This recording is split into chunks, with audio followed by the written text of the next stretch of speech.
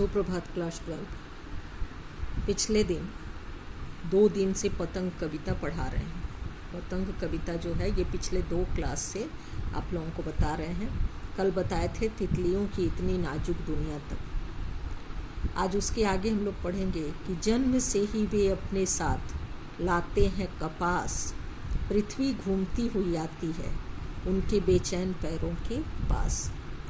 अर्थात बच्चे जो होते हैं या बालक जो होते हैं वो जन्म से ही कपास के समान कोमल व आकर्षक होते हैं। जन्म से ही वे अपने साथ लाते हैं कपास, यानी जन्म से ही वे कपास के समान कोमल और आकर्षक होते हैं। उनमें इतनी चंचलता होती है, पृथ्वी घूमती हुई आती है उनके बेचैन पैरों के पास।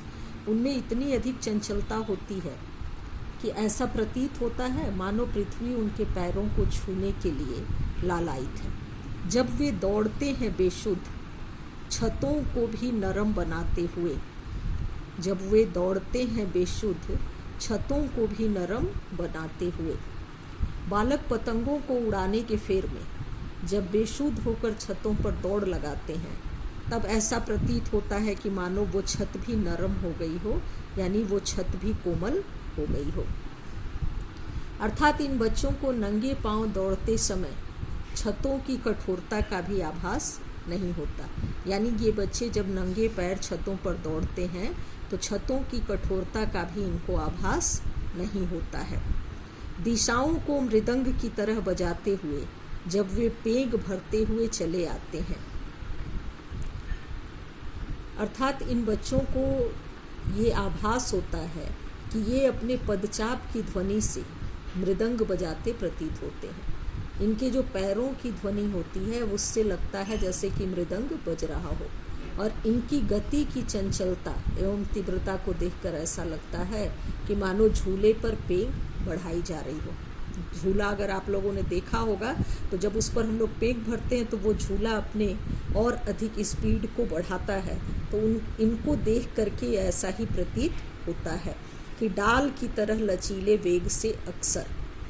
फिर से एक बार देखिए कि जन्म से ही वे अपने साथ लाते हैं कपास, यानी जन्म से ही ये कोमल और आकर्षक होते हैं।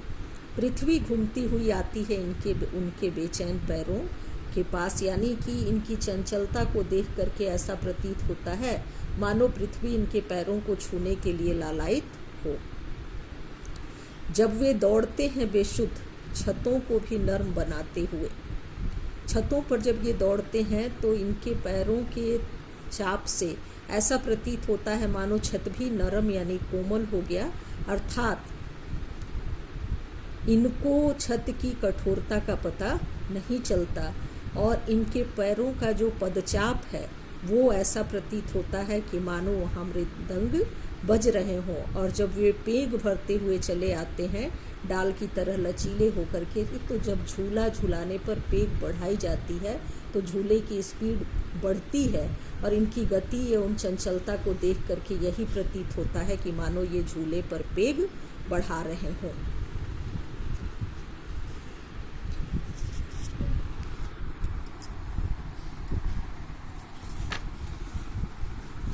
छतों के खतरनाक किनारों तक, छतों के खतरनाक